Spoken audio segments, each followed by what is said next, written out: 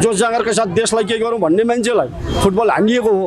अब साँच्चै हो रवि ठगै हो फटा नै हो भने त यत्रो तमाम देशवासीलाई त्यो प्रमाण दिनु पर्यो नि त्यो सरकारले। दिएन भने मर्ने बाहेक अरू उपाय के छ? मरिन्छ। त्यसमा यो देशले प्रेम आचार्य बनाउन खोज्यो सबैलाई। के हो सर त्यो उहाँहरूलाई थाहा छ होइन। 15-20 रुपियाँ गर्दै गर्दै गर्दै गर्दै 1.25 लाख बनाएर फाइनेन्समा राख्न गएको अब अहिले खाइदियो। अहिले मकै पोलेको यहाँ हात भाँचिएर नि मकै पोल्यो हातै भाँचिएको। दुःख कष्ट गरेर है बच्चाहरूले नि पढाउनु नसकेर माफी काम गरेर अलि गरेर जम्मा गरेको ब्याज पनि ननिकालेर त्यहीँ खाप्थे। यिनीहरू बर्मा लुट गरेर चाहिँ कतै सम्पत्ति सेभ गरेका छन्। यी कुख्यात अपराधी हुने। तपाईँको अनि काम गर्न नसक्ने भएर गाउँको जग्गा बेचेर यहाँ बचतमा हाले बर्बाद। त्यो घरबेटीले पनि अब खोइ अहिलेसम्म त न्याय नै दिलाइदिएको छ। पर्दैन तैँले त्यो पैसा आज एकैचोटि हिसाब गरेर भन्छ। अब त्यो आउने बेलासम्म आएको जति सबै उतै जाला। त्यही त एक मुठी सास हुनेसम्म आश लाग्छ। त्यही त जीवी राईलाई ल्याएर चाहिँ अब जीवी राई भनेका छन्। जीवी राई त मरेको छैन, जीवी राई जीवित छ। अब जीवी राई जस्तो मान्छे सहकारीको प्रमुख ठग मान्छेलाई अब यिनीहरूको चाहिँ केही आफ्नो मान्छे थिएन भने किन लुकाएर राखे? तपाईँको परिवारलाई त धेरै गाह्रो पर्छ। भएन भने सबै परिवारै खतम हुन्छ। त्यस्तो स्थिति छ मेरो। मैले कमाउनु सकेन भने होइन मेरो सबै परिवार खतम हुन्छ। पढाइ छ 3 जनाको, एकजना विदेश जान भनेर रेडी पारेर बसेको थियो पढाइ सिद्धेर। उसको जिन्दगी बर्बाद छ। लेडिज सहकारीले खाइदिएको छ भन्नु मिल्छ? मेरो 1.25 लाख छ। हजुर 1.25 लाख सहकारी केमा? के अरे फाइनेन्स अक्षता फाइनेन्स 2 सालको। ए तपाईँले के गरी कसरी आर्जन गरेको सम्पत्ति थियो त्यो चाहिँ? मकै पोलेको यहाँ हात भाँचिएर नि मकै पोल्यो हातै भाँचिएको छ। है हजुर यहाँ हात भाँचेर भाँच्दै पनि मकै पोल्ने अनि भाँच्नै सकिने अनि छोडिदिएको। मकै पोलेर बेचेर कमाएको सम्पत्ति 15-20 रुपियाँ गर्दै गर्दै गर्दै गर्दै 1.25 लाख बनाएर फाइनेन्समा राख्न गएको अब अहिले खाइदियो। के भन्न चाहनुहुन्छ सरकारलाई? त्यो पाएदेखि त्यो सकेसम्म यो सरकारलाई ढालेर हामीले पाउनु पर्ने हाम्रो न्याय पाउनु पर्यो त्यति हो। अरू म के भन्नु र? तपाईँको 1.5 लाख पाउनु पर्यो। 1.25 लाख छ। 1.25 लाख छ है? हजुर। अनि विश्वास गर्नुहुन्छ? विश्वास लाग्छ त पाइला भन्नु? यसलाई ढाल्नै पर्छ अनि मात्र विश्वास हुन्छ। सरकार फेरिपछि पैसा पाइन्छ तपाईँलाई आश छ? पाइन्छ है यो बिचौलियालाई चाहिँ निकाल्नै पर्छ। 63 वर्षको बुढी आमाको दुःख गरेर कमाएको मकै बेचेको पैसा है? यस्तै हो। हात त भाँचिएको छ यहाँ भाँचेर यस्तो छ। अब अहिले चाहिँ के गर्नुहुन्छ नि? मकै पोल्न छोडिदिनु भयो? मैले गर्नै सकिनँ सर। त्यही पैसा आउला भनेर आश गरेर बस्यो खोइ आउने कहिले। अहिले चाहिँ आय आर्जन कहाँबाट के गर्नु भएको छ? बुहारी लिएर बसेका छन्। अब छोरी ज्वाइँ लिएर बसे। अब म एक्लै अब कामै छैन काम गर्न सक्दिनँ। कोठा भाडा अनि खानपिन कसरी जुहो गर्नु भएको छ नि? अब त्यही आउला भने अहिलेसम्म त मैले धेरै कोठा भाडा तिर्नु पर्यो छैन। त्यो घरबेटीले पनि अब खोइ अहिलेसम्म त न्याय नै दिलाइदिएको छ। पर्दैन तैँले त्यो पैसा आज एकैचोटि हिसाब गरेर भन्छ। अब त्यो आउने बेलासम्म आएको जति सबै उतै जाला। ए भनेपछि तपाईँलाई आउँछ भन्ने आश छ अझै पनि? आश त छ सर मलाई। है हजुर। तपाईँको सहकारी त्यो भाग्या छैन नि कतै? त्यो भाग्या छ। हाम्रो मुद्दा परेको छ 22 जनाको एउटा चेकबाट मुद्दा परेको छ। यहाँ कुशलाभ सरलाई थाहा छ सबै कुरा। त्यो के अरे लालुमाया तामाङले मुद्दा हालेको छ। ती चाहिँ पैसा डुबेको छ तपाईँको? मेरो 12 लाख बाबु। ए फाइनेन्समा केमा? फाइनेन्समा है हजुर। कति वर्षदेखि डुबिरहेछ? अब यो सौले कति वर्ष हुन्छ? कोही 3 वर्ष 4 वर्ष हुन्छ होला नि। के काम गरेर तपाईँले आर्जेको सम्पत्ति थियो त्यो चाहिँ? त्यो चाहिँ म आफै दुःख कष्ट गरेर है बच्चाहरूले नि पढाउनु नसकेर म आफै काम गरेर अलि गरेर जम्मा गरेको ब्याज पनि ननिकालेर त्यहीँ खाप्दै ल्याएको।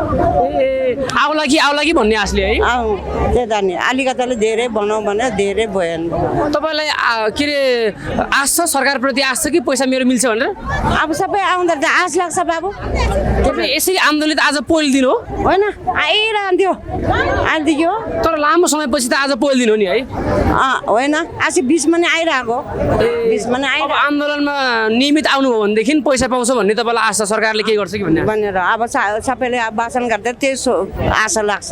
है अब त ब्याज नभए पनि सा मात्रै भयो नि हुन्थ्यो भन्ने होला है त्यही त अनि एक मुठी सास हुनेसम्म आश लाग्छ त्यही त ल बाबु पानी ल्याउनु तपाईँ कस्तो प्रकारको वित्तीय एउटा पीडित हो तपाईँ चाहिँ हामी अब सहकारी पीडित हो हामी अब बचत जम्मा गऱ्यौँ त्यस पछाडि अब यिनीहरूले अब कलेक्सन गरे अब चाहिँ झुट्टा आश्वासन देखाए अब धेरै नागरिकहरूलाई कलेक्सन गरे त्यसभित्र हामी पनि पऱ्यौँ अनि पछि गएर अब यिनीहरू लोप हुँदै गए जनतालाई यसरी सडकमा निकाले अहिले यिनीहरू कहाँ छन् अब यिनीहरूको खोजी जारी छ यिनीहरूको अत्तो छैन सम्पर्कमा छैनन् तपाईँले पैसा जम्मा गरेको जुन सहकारी छ नि त्यो सहकारीका साहुहरू सञ्चालकहरू फरार छन् त्यसो भए फरार छन् यिनीहरू चाहिँ अब भ्रष्टहरू हुन् यिनीहरू चाहिँ दलाल हुन् होइन अब यिनीहरूले सबै नागरिकलाई अब हामी डुब्यौँ भनेका छन् तर डुबिएका छैनन् यिनीहरूले चाहिँ कहीँ कतै अब चाहिँ नागरिकको सम्पत्ति लुटेर यिनीहरू बर्मा लुट गरेर चाहिँ कतै सम्पत्ति सेभ गरेका छन् यी कुख्यात अपराधी हुने तपाईँको के कति रकम चाहिँ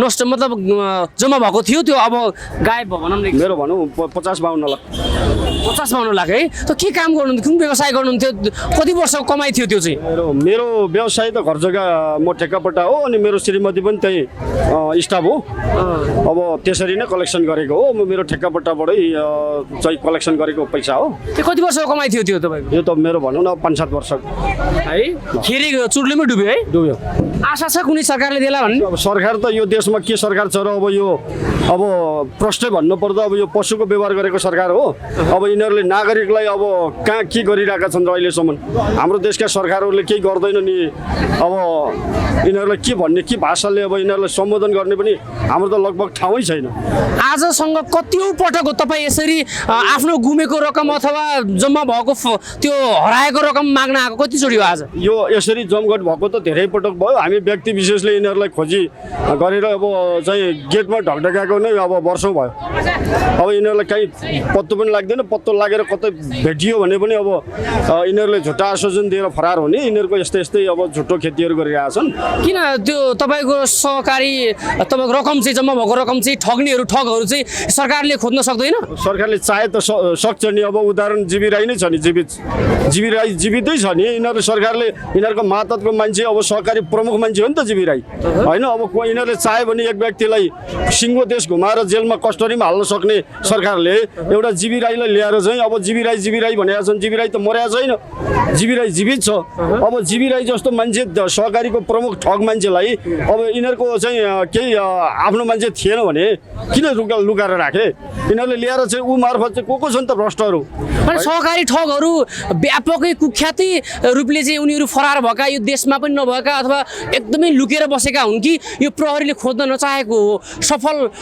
असफल कति हो सफल कति हो यो प्रहरीले चाहन्छ तर अब नेपाल सरकारले आदेश दिँदैन प्रहरीले के गर्ने र उसले त आफ्नो ड्युटी पुरा गर्ने हो अब सरकारले आदेश दिने हो भने अब कुनै इन्टरपोल माध्यम अब चाहिँ नेपालभन्दा बाहिर रहेका कुनै तस्करीहरू पनि त त्यसरी ल्याएको चाहिँ प्रष्ट सञ्चारमा छ होइन प्रष्ट छ नि त तर अब यो चाहँदैन सरकारले अब यिनीहरूकै मातहतका केही मान्छेहरू पनि यस्ता छन् नि भ्रष्टहरू भनेपछि तपाईँ भन्दै हुनुहुन्छ कि लुगाएर राखेको छ खोज्न चाहन्न एकदम सहकारी अब यो जीवी राई जस्तो हरेक राईहरू छन् हरेक क्षेत्रीहरू छन् हरेक बाहुनहरू छन् अब यी कुख्यात तत्त्वहरूले चाहिँ आज हेर्नुहोस् न यहाँ सयौँको जनसङ्ख्यालाई यो घाममा चाहिँ यति तडपाएर उनीहरूको चाहिँ सडकमा जिन्दगी डुबाइदियो भने अब हामीले कल्पना गर्ने हो भने सरकार कहाँ छ र नेपालमा सरकारै छैन राम्रो काम गरेर लात हानेर अनि भ्रष्टहरूलाई चाहिँ ल्याएर चाहिँ नियुक्ति गरेर अब जनताहरूलाई सडकमा रुवाबासी बनाएर यस्तो सरकार कहाँ सरकार छ र त्यसो यो भन्नुहोस् कि सहकारी मुद्दामा कारागारमा हुनुहुन्छ अहिले उहाँको मुद्दा चलिरहेको पनि छ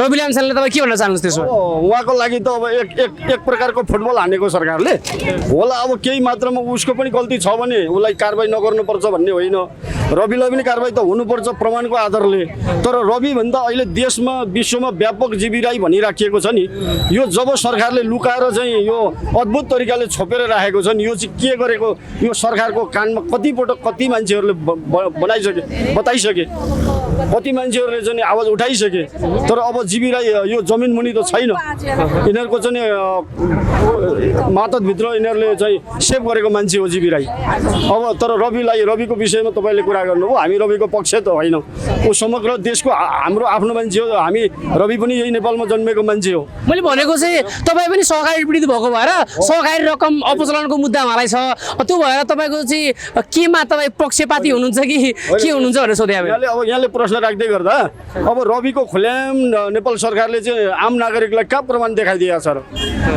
होइन अब त्यो भयो त जनमानसले पत्याउँछ नि त नेपाली नागरिकले पत्याउँछ हो ठिक छ रवि ठगै रहेछ भन्ने हुन्छ तर प्रमाण देखाउँदैन उसलाई फुटबल मात्रै हान्ने काम गरिरहेको छ अब भनेपछि अब देशका कुख्यात भ्रष्टहरू चाहिँ लुकेर बस्ने होइन एउटा व्यक्ति देशमा केही गरौँ युवा शक्तिसँग मिलेर चाहिँ जोस जाँगरका साथ देशलाई केही गरौँ भन्ने मान्छेलाई फुटबल हानिएको हो अब साँच्चै हो रवि ठगै हो फटा नै हो भने त यत्रो तमाम देशवासीलाई त्यो प्रमाण दिनु पर्यो नि त सरकारले प्रमाण दिन सक्दैन थ्याङ्क यू सो मच धन्यवाद तपाईँ पनि सहकारी पीडित हुनुहुन्छ सर हजुर म सहकारी पीडित हो के कति रकम तपाईँको फसेको छ त्यहाँ मेरो त्यो 30 लाख जग्गा बेचेर ल्याएको थियो गाउँबाट अनि बचत राखेँ बुढाबुढी बच्चा अपाङ्ग होइन अनि बुढाबुढी साह्रै बुढाबुढी थियो 4 जना बुढाबुढी अनि काम गर्न नसक्ने भएर गाउँको जग्गा बेचेर यहाँ बचतमा हाले बर्बाद ए ब्याज आउला भन्ने आशले त्यही ब्याजले घर व्यवहार चलिरहेको थियो निरन्तर आइरहेको ब्याज 81 रोकियो त्यो ब्याज मात्रै होइन सावा पनि रोकियो गाउँ पनि रोकियो अर्को उल्टो ऋण लागेको छ 27 महिना 15 लाख ऋण लगाइसकेको तपाईँको अहिले आफ्नो गुजारा आफ्नो आर्थिक आफ्नो पाटोलाई कसरी व्यवस्थापन गर्नु भएको छ 15 लाख ऋण लाग्यो होइन अनि फेरि यो सानो पसल छ त्यसले गुजारेर ए पसल त छ है सानो पसल तपाईँको त्यो गाउँको जग्गा नै उडेर छ भाइ उड्यो गयो तपाईँ आशावादी हुनुहुन्छ सरकारप्रति अब सत्य तथ्य निकालिदियो भने त आशावादी हो होइन उहाँले सत्य कुरा निकालेर अब वास्तविक पीडितलाई होइन अब न्याय दिनुपर्छ भने अभिभावक हो होइन सरकार त देशको अभिभावक हो सरकार मात्रै नभएर 601 जना नै अभिभावक हो कि हामीले सरकार बनायो नि त उहाँले होइन हामी उहाँहरूले चुनावमा लडेर होइन हामीले भोट हालेर दिएर होइन उहाँहरूलाई राजगन लगाएर नीति राम्रो बनाऊ भनेर हामी पठायो नि त होइन नीति राम्रो हुनु पऱ्यो सबै जनताले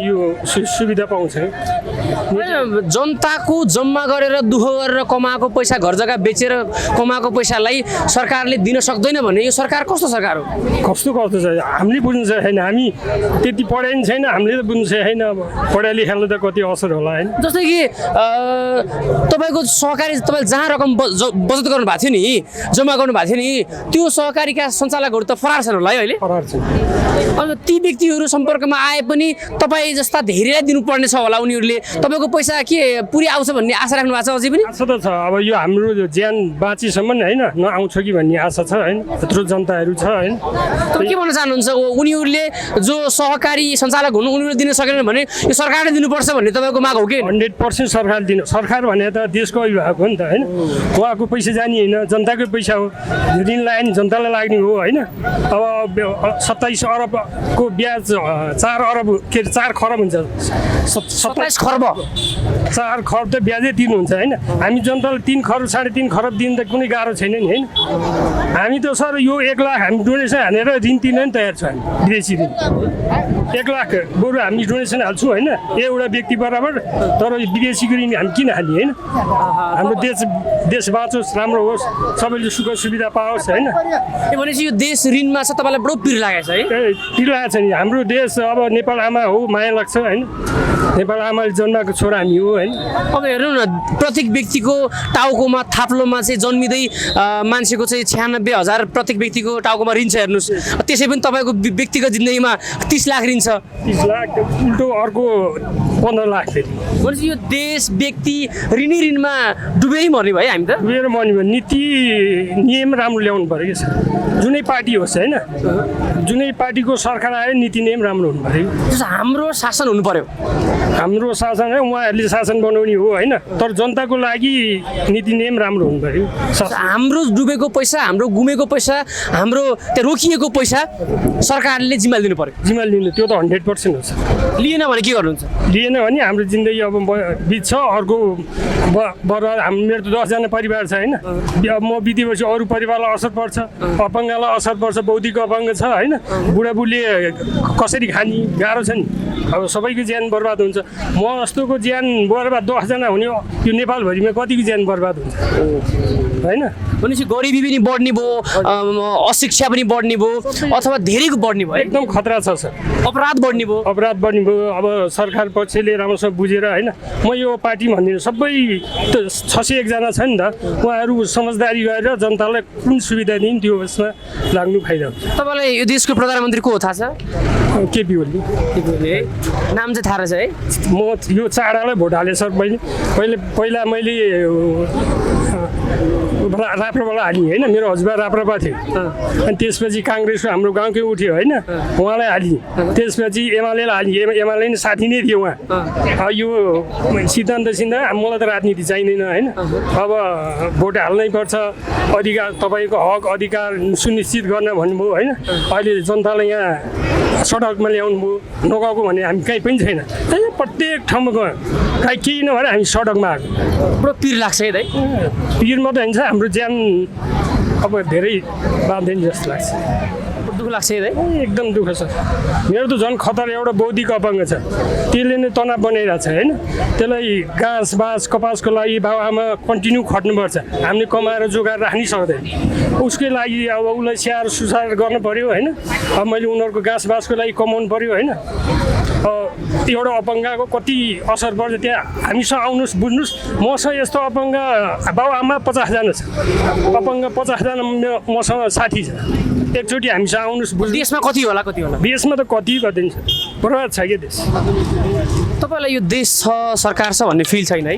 अनि देश सरकार राम्रो हो चेन्ज हुन सकिन्छ नि त होइन नीति नियम चेन्ज गरेर सरकारले राम्रो तरिका अप्नायो भने सकिन्छ तपाईँलाई महसुस भइरहेको छैन भन्ने केही पनि तर तपाईँलाई महसुस भइरहेको छैन है? महसुस त भएको छैन आफ्नो दुःख गर्नु परिरहेछ कमाएको जोडेको सम्पत्ति गुमाउनु परिरहेछ के त एकदम बर्बाद छ असम्भवलाई सम्भव बनाउनु पऱ्यो क्या सरकारले होइन कुनै पनि असम्भव भइरह होइन त्यसलाई सम्भव बनाउनु पर्ने त सरकारले हो तपाईँले यदि घर खर्च धान्न नियमित खर्च पुर्याउन सक्नु भएन भने के गर्नु? अब लास्टमा यो सडकमा हिँडेर चाहिँ भोलि मर्न नि सक्छ बाँध्न नि सक्छ कुनै ठेगान छैन होइन तपाईँ हुनु भएन भने त तपाईँको परिवारलाई त धेरै गाह्रो पर्छ म सर। भएन भने सबै परिवारै खतम हुन्छ त्यस्तो स्थिति छ मेरो मैले कमाउनु सकेन भने होइन मेरो सबै परिवार खतम हुन्छ पढाइ छ 3 जनाको एकजना विदेश जान भनेर रेडी पारेर बसेको थियो पढाइ सिद्धेर उसको जिन्दगी बर्बाद छ लेडिज हो होइन छोरी अनि तपाईँ भनेको घरको मेन खम्बा मेन खम्बा म भएन भने मेरो परिवार खतम हुन्छ त्यस्तो स्थिति छ यहाँ रोडमा हामी 27 महिना कति खर्च भयो होइन यता उल्टो बढी खर्च भयो उल्टो ऋण लागेको छ 15 लाख अनि एउटा सानो पसलले पनि धान्न नसक्ला जस्तो अवस्था आइसक्यो अनि आन्दोलनमा आउनु पर्यो अब त यो आन्दोलन होइन हाम्रो हक अधिकार लिन आएको छ हामी यो लड्न भनेर होइन अहिले त विचारले लड्नुपर्छ नेता जो भए नि होइन विचार लाउने अनि समस्याको समाधान गर्ने सबैले हो कि सबैको अधिकार छ कि हामी जति नागरिक छ त्यो सबैको अधिकार छ कि दिँदै दिएन जति हात खुट्टा घोडा धसे पनि दिएन भने के गर्नु? दिएन भने मर्ने बाहेक अरू उपाय के छ मरिन्छ त्यसमा यो देशले प्रेम आचार्य बनाउन खोज्यो सबैलाई खै के हो सर त्यो उहाँहरूलाई थाहा छ होइन उहाँहरू सुध्रियो भने देश राम्रो हुन्छ होइन उहाँहरू सुध्रिनु पऱ्यो हस् थ्याङ्क यू सो मच हस् ल धन्यवाद